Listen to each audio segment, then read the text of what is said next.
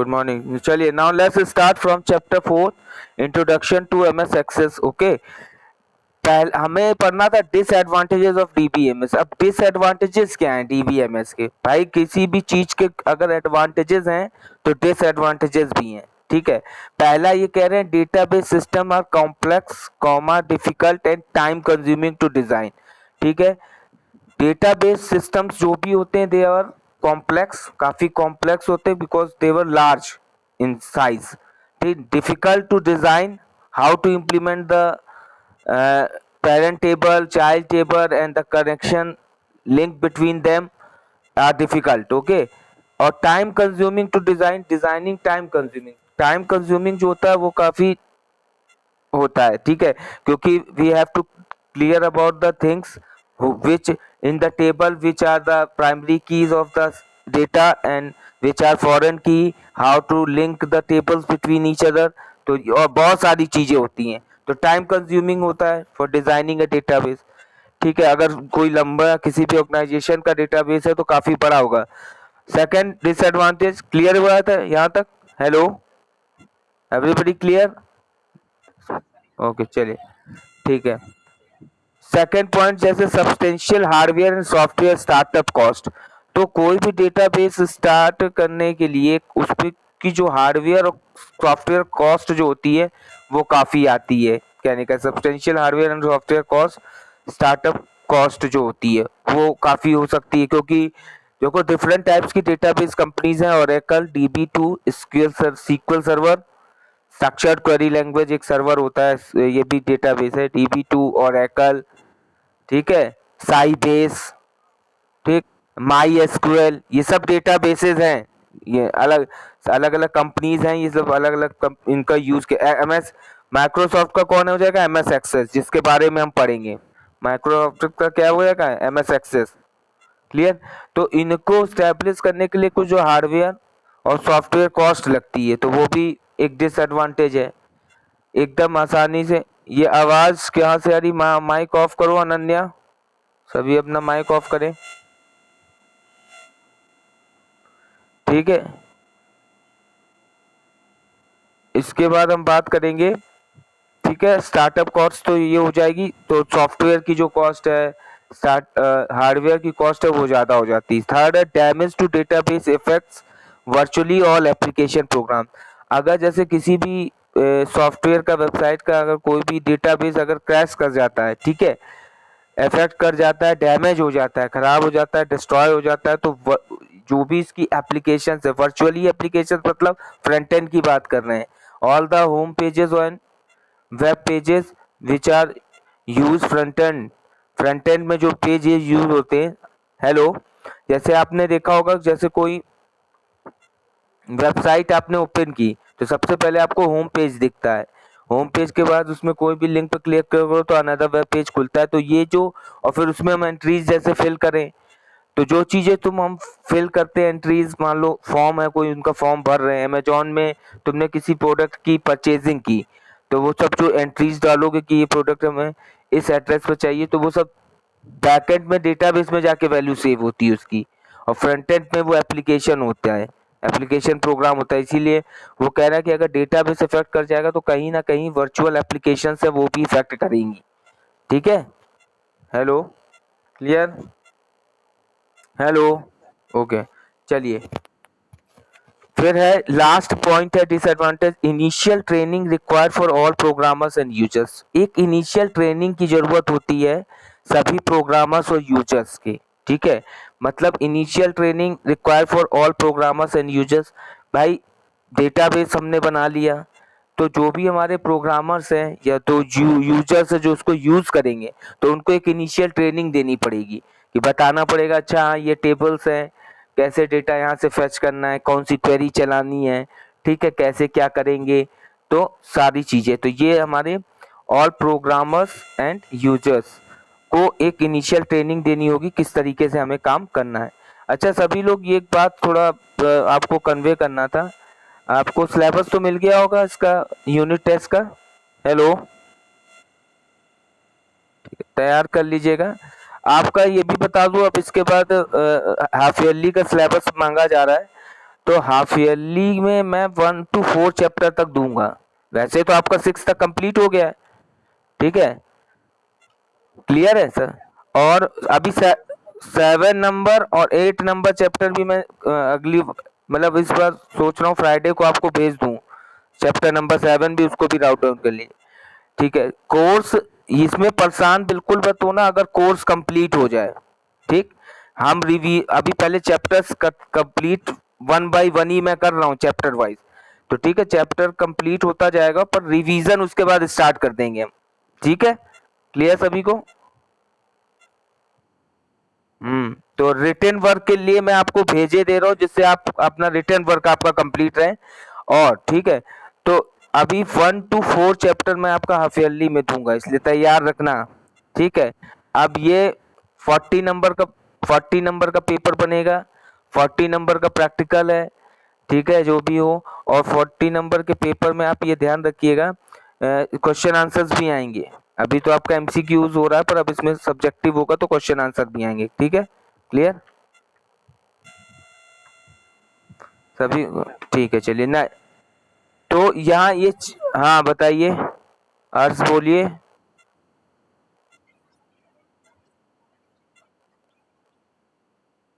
Shortcut keys मैंने कहाँ लिख के दिया है, किसने लिख दिया उसमें शॉर्टकट की?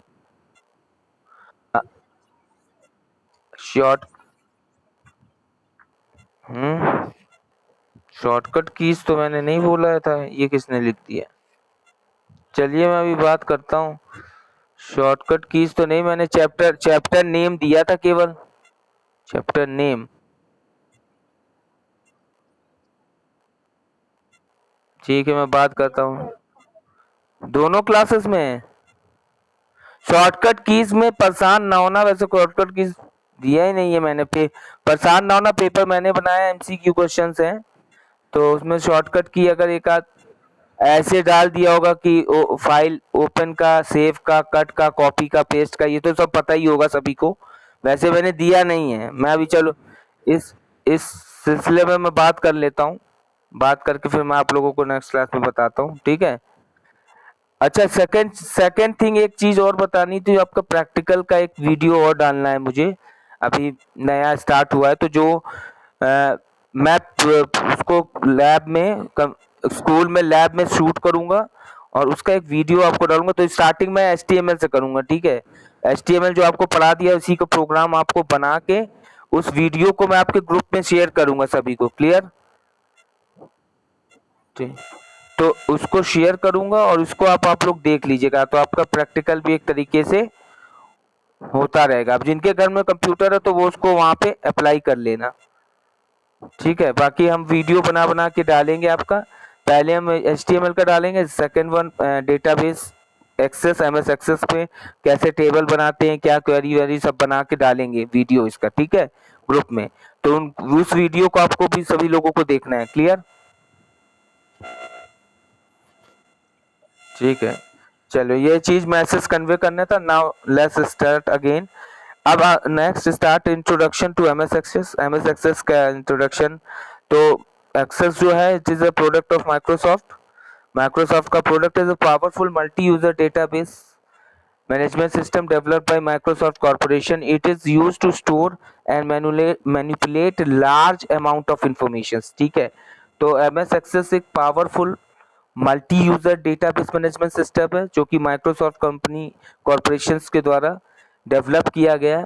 और यहाँ पर हम क्या कर सकते हैं, बहुत ज़्यादा स्टोर कर सकते हैं डेटा लार्ज अमाउंट में, और उसको मैनिपुलेट कर सकते हैं। मैनिपुलेट ऑफ द डेटा का मतलब क्या होता है, किसी भी डेटाबेस को मैनिपुलेट का मतलब होता है उसमें, ठीक है, उसमें इंसर्शन करना, डिलीशन करना, अपडेशन करना और क्रिएट करना, क्रिएट, डिलीट, अपडेट और इंसर्शन, क्लियर। तो ये चीज होता है मैनिपुलेट करना, आई बात समझ में, क्लियर, ठीक है।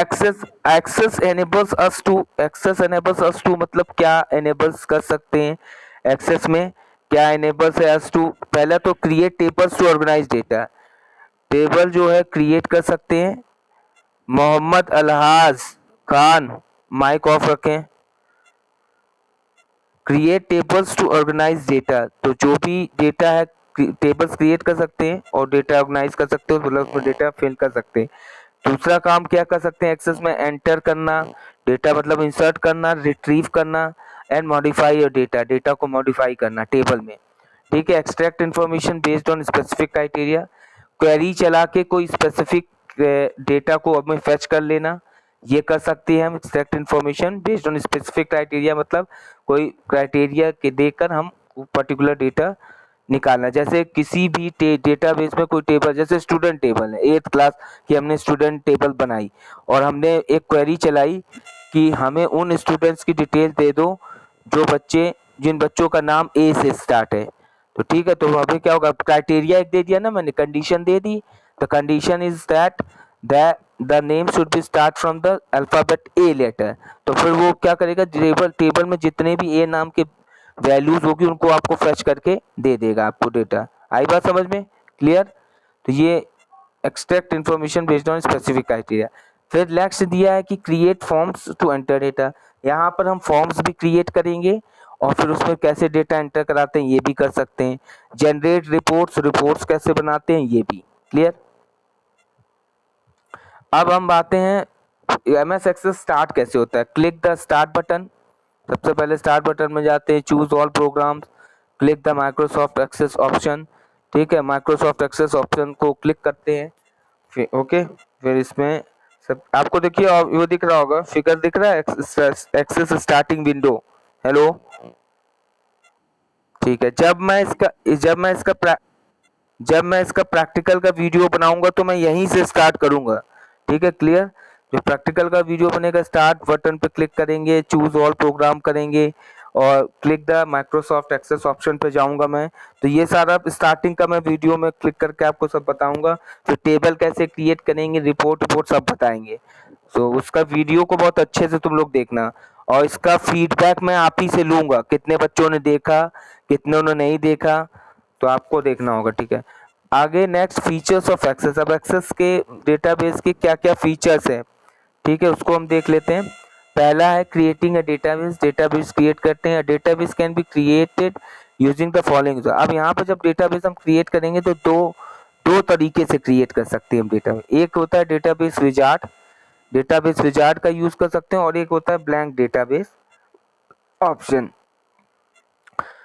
क्या होते हैं, दोनों तरीके से हम डेटाबेस को क्रिएट कर सकते हैं, टेबल्स यहाँ पे क्रिएट कर सकते हैं। पहला, database wizard is used to create tables, forms, queries and reports by following a series of steps provided by the wizard. ठीक है, तो यहाँ डेटाबेस विजार्ड से अगर हम डेटाबेस क्रिएट करेंगे तो यहाँ पे होगा कि हम यहाँ पर टेबल्स, फॉर्म्स, क्वेरीज और रिपोर्ट्स सारी चीजें। Mic off Prabhat Patwa, mic off. Hello Prabhat, mic off करिए।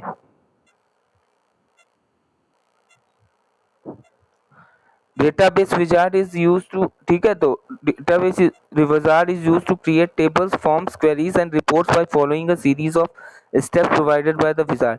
ठीक है, तो यहाँ विजार्ड का मतलब होता है कि कहीं विजार्ड में क्या होगा, हमें स्टेप बाय स्टेप हमको ऑप्शंस दिए रहेंगे, उसके थ्रू हम जाके टेबल्स, फॉर्म्स और क्वेरीज और रिपोर्ट क्रिएट करेंगे। तो विजार्ड हमें क्या करेगा, वो स्टेप्स प्रोवाइड कराएगा कि कैसे कैसे क्रिएट करना है। ठीक है, आगे the wizard provides step by step process to achieve the desired result. मतलब स्टेप बाय स्टेप प्रोसेस को हमें अचीव करना है, स्टेप बाय स्टेप प्रोसेस को अप्लाई करके अपनी डिजायर्ड रिजल्ट को ऑब्टेन करना है। ठीक है, तो ये इसके लिए होता है डेटाबेस विजार्ड। जैसे आपने देखा होगा सब, कितने लोगों ने उसमें मेल मर्ज किया है, एमएस ऑफिस में मेल मर्ज कितने लोगों ने किया है, सिखाया आपको सभा मैम ने? हेलो, मेल मर्ज किसी को आता है? मेल मर्ज किसी ने नहीं किया है? अच्छा, अभी तक सिखाया नहीं गया है। तो मेल मर्ज भी स्टेप बाय स्टेप विजार्ड के थ्रू होता है।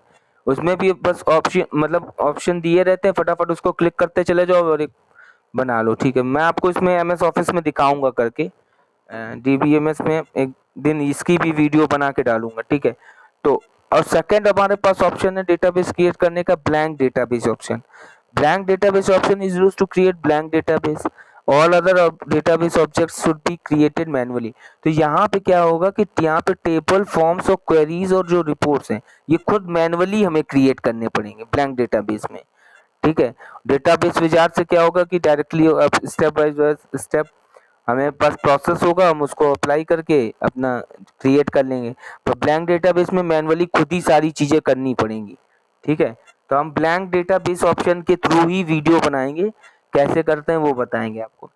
अब creating database using blank database, तो ब्लैंक डेटाबेस से कैसे करते हैं। Steps to create a blank database are, सबसे पहले फाइल को सेलेक्ट करते हैं। देखो यहाँ पे ये स्टेप पढ़ लो, सारे स्टेप दिए हुए हैं और उसमें नीचे फिगर देखते जाना है। सबसे पहले न्यू फाइल टास्क में गए, ब्लैंक डेटाबेस सेलेक्ट किया, दिख रहा है सभी को। हेलो हेलो, ठीक है। इसके बाद the new file task pane appears on the right of the MS Access window, फिर ठीक है। तो new file task pane appears हो जाएगा right of the MS Access window पे, क्लियर, ठीक है। आगे देखिए, इसके बाद नेक्स्ट पेज पे आइए, select blank database, blank database option वहां से सेलेक्ट कर लेंगे, new section of the task pen और न्यू डेटाबेस विंडो अपीयर्स, ठीक है। और यहाँ पर फाइल नेम दे देंगे। डेटाबेस हमें किस, मान लो क्लास 8th स्टूडेंट का हम डेटाबेस बना रहे हैं, तो वहाँ पर टेबल का नाम दे दो कि details of student of class 8th, ठीक है। तो ये डेटाबेस का नाम हो जाएगा, या अपने नाम से कोई डेटाबेस बना लेंगे, क्लियर। हेलो, ठीक है। तो इस तरीके से फिर देख लो उसमें, तो ये सब तो तुम्हें पता होगा। जैसे एमएस वर्ड में भी हम कोई फाइल ओपन करते थे, डॉक्यूमेंट ओपन करते थे, तो उसको सेव करते थे, उस फाइल को करते थे कि नहीं करते थे पहले सेव करना। तो उसी तरीके से इसमें भी है, ब्लैंक डेटाबेस सेलेक्ट करेंगे तो एथिसाज ये, हेलो, ये एथिसाज, माइक ऑफ करें, ये क्या नाम है इसका, चलिए ठीक है। Fourth, enter the name of the database in the file name text box, जैसे स्टूडेंट नाम का दे दिया, फाइल नेम में स्टूडेंट बना दिया। Click the create button to complete the procedure, फिर क्रिएट बटन पर क्लिक करेंगे और प्रोसीजर को कंप्लीट करेंगे, clear. Database in access have a default extension, देखो डिफॉल्ट एक्सटेंशन क्या होता है डेटाबेस का, ये जान लीजिए। अच्छा, एमएस ऑफिस का क्या होता है, एमएस ऑफिस में वर्ड का क्या होता है एक्सटेंशन, फटाफट बताओ जल्दी, पता है सभी को। हेलो, एमएस ऑफिस में वर्ड, एमएस वर्ड का एक्सटेंशन क्या होता है बता सकते हैं आप लोग। फाइल का एक्सटेंशन क्या होता है, फाइल किस एक्सटेंशन में सेव होती है। अरे नहीं, नहीं मालूम ये सब। हेलो हेलो हेलो, ये मालूम नहीं जो हम पूछ रहे हैं। अरे यार, डॉट डीओसी नहीं मालूम है, एक्सटेंशन होता है, एक्सेल सीट का एक्सटेंशन है डॉट एक्सएलएस होता है, तो वही तो पूछ रहा हूँ मैं। हाँ तो, हाँ तो उसी को तो कहते हैं, वही तो पूछ रहा हूँ मैं। ये नहीं मालूम आप लोगों को, तो फिर बता काहे नहीं रहो, तो फिर ये क्यों कह रहे हो नहीं मालूम है, ये क्यों कह रहे हो नहीं मालूम है। चलिए, database in access have a default extension, database का क्या एक्सेस का डिफॉल्ट एक्सटेंशन होता है डॉट एमडीबी, क्या होता है डॉट एमडीबी, ध्यान रखिएगा। एम से है माइक्रोसॉफ्ट, डीबी से डेटाबेस है, ठीक है। अब कैसे टेबल क्रिएट करते हैं ये देख लीजिए। Creating table, access table are a grid made up of rows and columns, ठीक है। तो एक एक्सेस टेबल्स एक तरीके के ग्रिड होगी जिसका made up of rows and columns, मतलब the table should be created through collections of rows and columns, ठीक है। Consider the student details tables shown below, the table is divided into several rows, ठीक है, कई रोज में divide होती है। each row in the table contains information about a student, these rows of information are called records, ठीक है। तो जो एक पर्टिकुलर फील्ड देख लीजिए, इसमें फिगर में आपको दिख रहा है एक टेबल बनी हुई है, एडमिशन नंबर लिखा है, student name, date of birth, address, class. तो ठीक है, जो एडमिशन नंबर, स्टूडेंट, ये सब क्या हो जाएंगी, फील्ड हो जाएंगी टेबल की मतलब फील्ड हो जाएंगी। और इसके अकॉर्डिंग एक देखो डिटेल पूरी भरी गई है, P001 P0023। तो P001 स्टूडेंट का नाम अमन, फिर सारिका, हर्ष, फिर एक के वाइज रो के करस्पॉन्डिंग देखो एक डिटेल पूरी भरी हुई। तो इस पूरी एक रो के कलेक्शन को हम क्या कहेंगे, रिकॉर्ड कहेंगे। क्या कहेंगे, रिकॉर्ड। Hello, clear? हाँ, each row in a table contains information about a student. These rows of information are called, तो ये रो ऑफ इंफॉर्मेशन हमारी क्या कहलाएंगी, रिकॉर्ड कहलाएंगी। ठीक है।